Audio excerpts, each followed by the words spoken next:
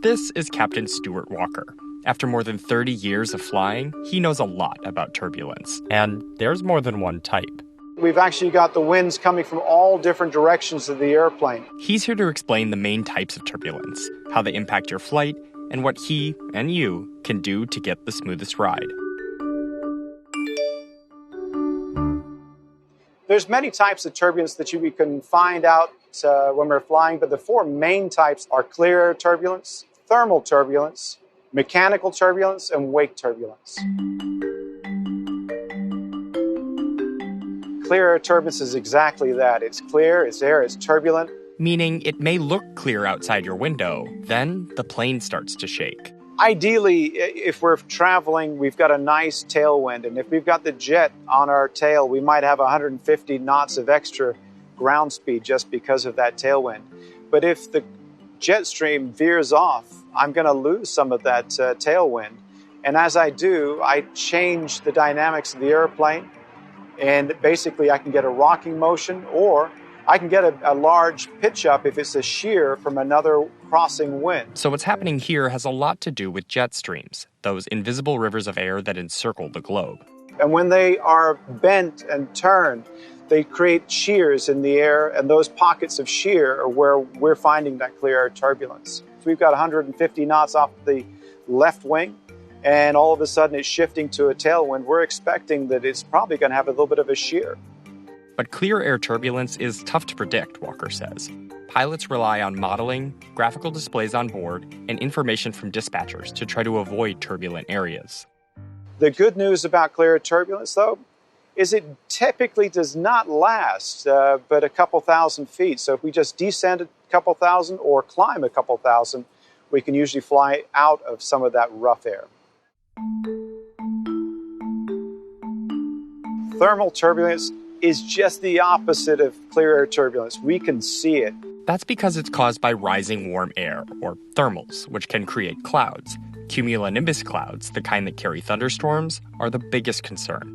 Typically, planes fly over most of the weather, but clouds can sometimes tower up into a plane's cruising altitude. So if our aircraft encountered, for some reason, flew into an area that had those towering clouds, what we would expect is we've got a lot of those vertical shafts either coming up or down, and so we're going to get some pretty violent movement on our aircraft. Not only that, but we might have those hailstones that might damage the aircraft or our engines. So for that reason, it's always best to turn around and fly around the weather. But dispatchers try to stop this scenario before it even happens by giving pilots a detailed flight plan, which contains in it a route that should avoid these weather systems. When I get the flight plan, I've got some of the same tools in my cockpit. When the weather changes and moves and shifts, I get the real-time information. And when I get that, I'm able to make much better decisions about my route of flight or my altitude. But don't worry if you fly through clouds on your next flight. I get a lot of people that sometimes ask, do you just avoid all the clouds? And the answer is no. When we have nice strata clouds, which are basically those long vertical clouds that we'll see on a warm summer day, but a stable day. Those clouds, if we fly through those, you probably wouldn't even notice.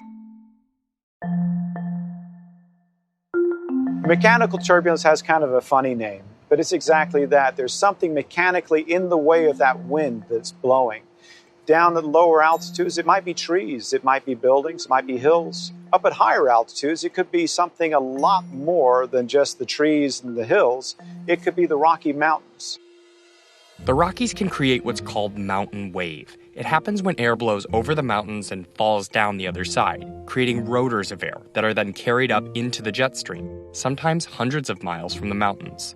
If we're flying and we've got the Rockies over here and we've got that strong wind, with those rotors as they come up and they impact my aircraft, sometimes I'm going to see an increasing performance and then a decreasing performance of the aircraft. It might cause my aircraft to pitch up slightly and then back down. Typically, they're not as violent if I'm hitting them head on, but if I'm hitting them from the side, sometimes it can give you a good rocking motion. To try to avoid these situations, Walker says he communicates with air traffic control to learn of any reports of mountain wave before entering mountainous airspace. As a pilot, we're always concerned about mountain wave because just like clear air turbulence, it can just all of a sudden be there and not there. But if we can fly at a lower altitude, we can avoid some of those rotors, or we can sometimes fly above that altitude and avoid them as well. Wake turbulence is something that we encounter when we come in for landing. It's something that comes naturally off of our wings. It's a byproduct of the lift on the wings. As that airflow directs the wind over and around, off the wingtip, we get these vortices that come off the wing on both wings. And so you can actually see them trailing off at times. Think of it like the wake off of a boat. The vortices of air coming off the plane's wings tend to dissipate out from the aircraft. If we're following too closely behind another aircraft, that wake, instead of falling and dissipating down here, it stays active for a couple minutes and it can be blown back into our course. So if we're the aircraft following, we might encounter that wake turbulence and we get basically a little bit of a rocking. How much rocking depends on the plane in front. Typically, larger aircraft produce more wake. Still, this doesn't worry Walker much. The good news about wake turbulence is that all we have to do is adjust a couple, 50 feet, a little bit left or right, and we're out of it. Though pilots are working to keep the plane flying smoothly, Walker does have a few tips for flyers looking for the calmest ride. First, where you sit. If you are one of those that are fearful of turbulence, you know that actually sitting over the wing, maybe further to the forward part of the cabin, is going to be a slightly better ride than the back of the bus. Second, when you fly. Maybe book it in the morning. Typically in the morning, you don't have quite the heating and you don't have that thermal turbulence that we were talking about. And as every pre-flight announcement says, keep your seatbelt fastened. You never know when you may experience rough air.